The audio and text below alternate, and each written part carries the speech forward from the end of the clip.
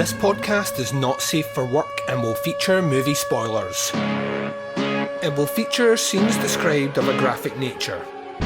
It will contain language which most listeners may find offensive. Welcome to the podcast Under the Stairs.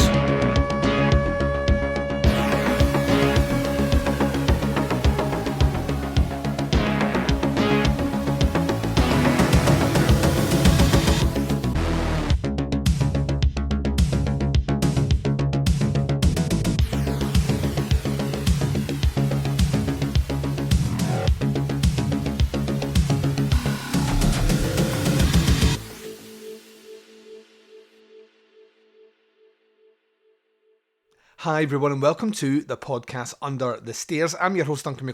Welcome to the show. Up on this episode we continue our run of reviews looking at the 88 Films Slasher Classic Collection.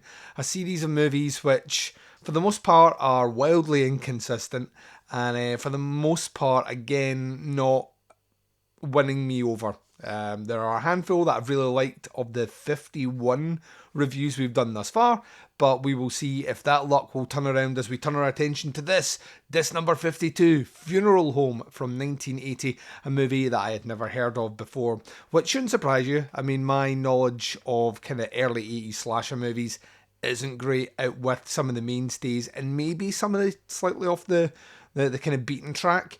For the most part, if it wasn't in a VHS store over here, and having worked in a video store myself, a video rental store, if it wasn't available in there, I never saw it, and I didn't really go out my way to seek them out the same way I did with Asian horror movies or kind of Giallo later on. So, yeah, Funeral Home. We'll see what I made of it when we get to a review after the first break. Now, this is a 2-episode week for you. I know this is because I'm trying to put together the closing episodes of the other show we do, which is the B-Movie Blitzkrieg podcast. Me and Baz are about to finish season 1 on that, so please go binge the 19 episodes we've already released and get yourself ready for our season finale. The season finale will be on Q the Winged Serpent from Larry Cohen. So, yeah. Get excited. 1982, giant stop motion snake Aztec lizard wing things. I don't know.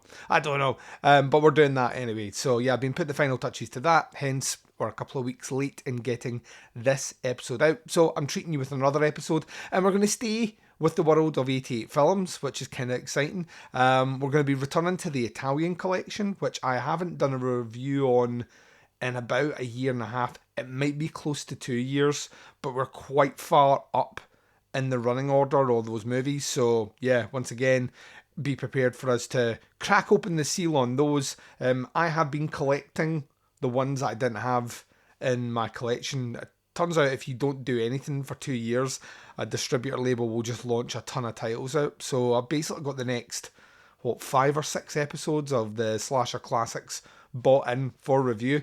And I think the next 4 or 5 of the Italian collection bought in for review.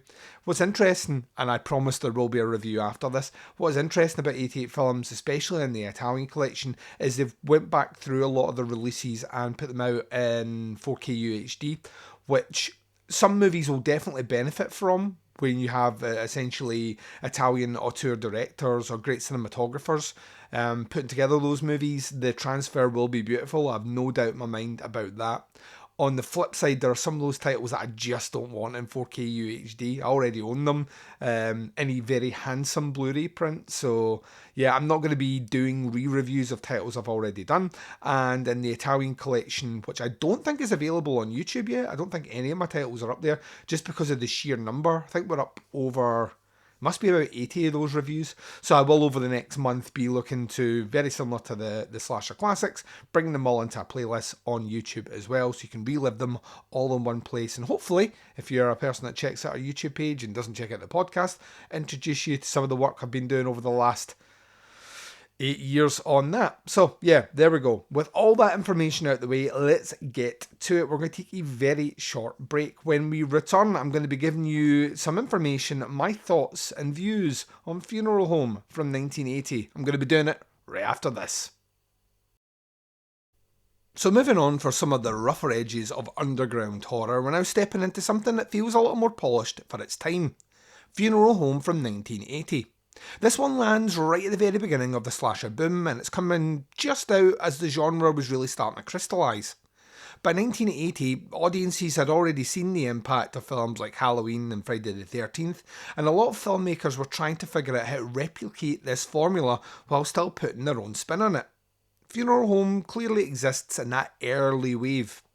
The movie was directed by William Fruit, a Canadian filmmaker who had already built a reputation working in thriller and horror territories during the 1970s. Fruit had a knack for atmosphere and suspense, and you can actually feel this craft all over the movie. It's not sloppy, it's not rushed, and it's visually much more composed than a lot of slashers that would follow later in the decade, and certainly a lot of the movies already covered in this 88 Films Slasher Classic Collection.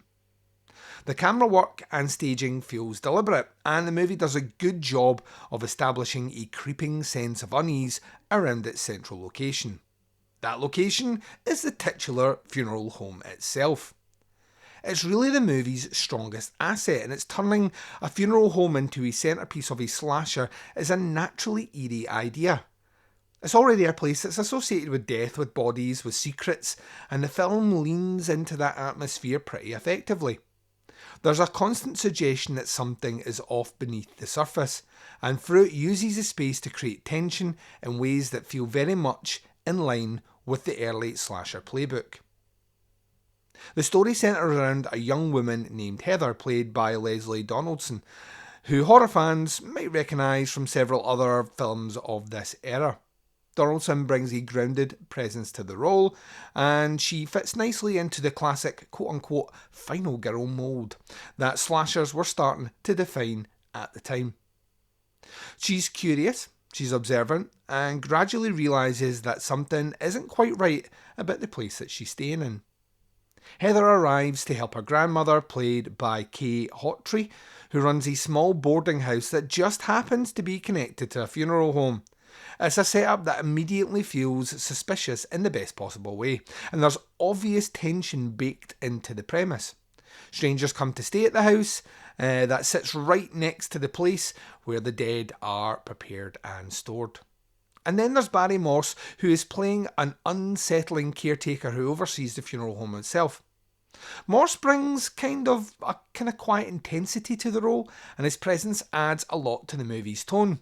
Even when not noting overtly threatening things are happening, he carries himself in a way that makes you uneasy, which is exactly what a movie like this needs.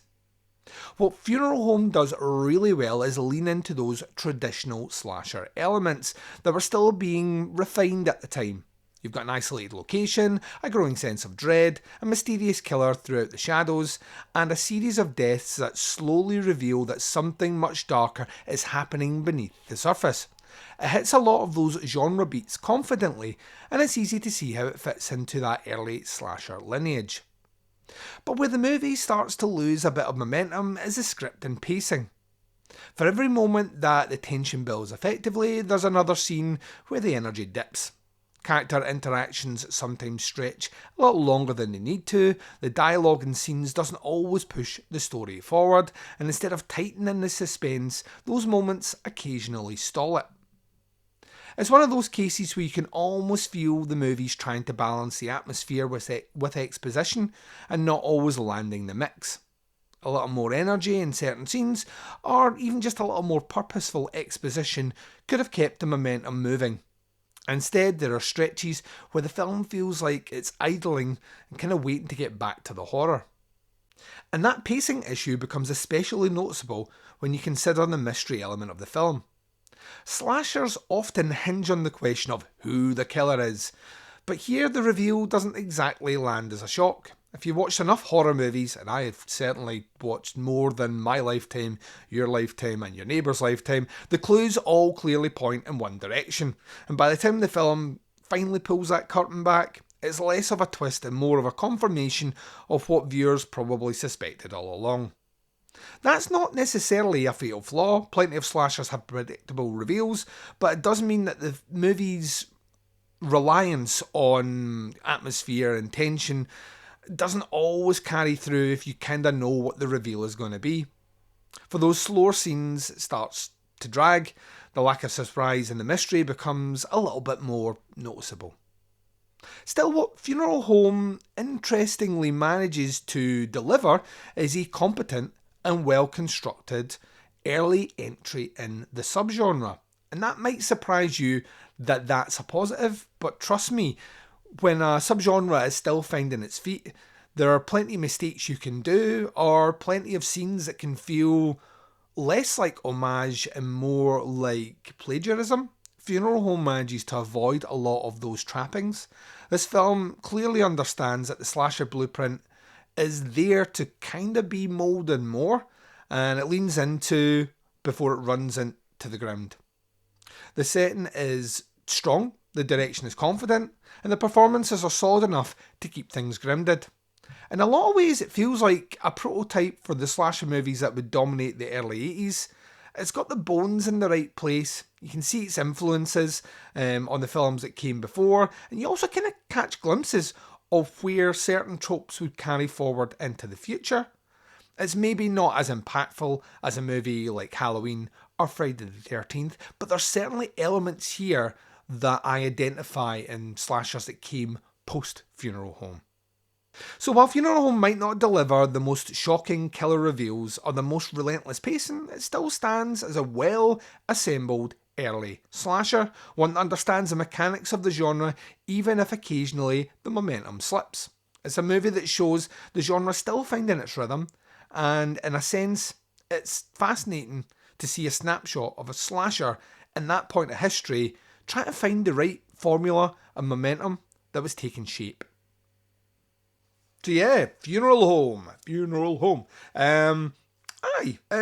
This one is afforded a ton of special features, and what I will say, when I was talking about how well constructed the movie was, and how I felt that the director himself had, you can tell that this guy's been working in film for a while, or even TV. It's just very handsomely put together, and as a result, the print on this is kind of gorgeous, even by kind of, I was going to say by 88 film standards. They have some gorgeous prints. This one is phenomenal. Now, I do know that this movie was released in America, I believe, by Shout Factory. So I'm not sure if this was a collaborative effort. I didn't do the digging online. So this may have been a collaborative effort where Shout Factory have done what they've been doing, and 88 Films have acquired the rights to release that movie under their own label. Or if this is a case of two studios on different sides of the pond working at the same time to release a title, that also feels a bit suspicious.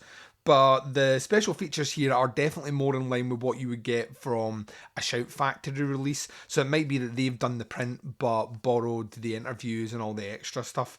You get some really good commentaries, as you'll know from your time watching me. I don't tend to do full commentaries for reviews, but I will switch them on during a movie and listen to about 5 minutes, and there's several on here, but there's tons of additional features to do with interviews, kind of early interviews and kind of modern ones, tons of archival stuff, the usual things that you would expect on here, trailers, etc. From 88 Films. Also, this one comes with a surprisingly strong slipcase. You don't always get like the quality. Now you may be thinking I'm doing shots fired here, but if we actually turn over and I bring out Skinned Alive, which was the previous title, you will see, and this is an interesting nitpick, probably one more for the visual people checking us out on YouTube or the video podcasts. I mean, it's cardboard. It's not necessarily reinforced on Skinned Alive. You see right through it. When we come to talk about this release, this feels much more handsome. You see in there, or maybe you won't. This is reinforced all the way through, like a good quality hardcover book. So yeah, I don't know why the difference in this one. Having checked some of the titles that are coming after this, they don't have that. So slightly surprised, if I'm being honest, but that's where we are. So overall, I actually think this title for me, is kind of what the Slasher Classics is designed to do as a label. It brought to my attention a movie that wasn't necessarily one that I knew off the top of my head. I think it's a well put together early slasher movie that actually probably does better nowadays with audience interest in that subgenre than it does necessarily from the time. I imagine a lot of people kind of saw this and enjoyed it, but this one's not like a Friday the 13th or The Burning. It's not full of over-the-top gore kills. So if your audience members back then are clambering for that, they're not really getting it. But in this day and age, I can actually see the craft is, very much ahead of its time. There's something reliable and kind of handsome about it. So from that aspect, I enjoyed it. I think overall, the movie scores relatively highly from me. I'd give this a 3.5 out of 5. Yes, predictable in that I knew who the killer was relatively early on. I put that down to just the fact that I've seen a lot of slasher movies, and reveals in slasher movies tend to not surprise me. I tend to be on it pretty quick. But I also think, notwithstanding some pacing issues, the movie itself has some good central performances. A really cool setup, and it's the kind of the shots around the funeral home are really well done, like I've already mentioned. But I think overall the runtime works for it. It's just that it tries to at times insert a bit too much dialogue and a bit too much character interplay that doesn't necessarily propel the story on. So 3.5 out of 5 feels I'm going to say it feels okay by me.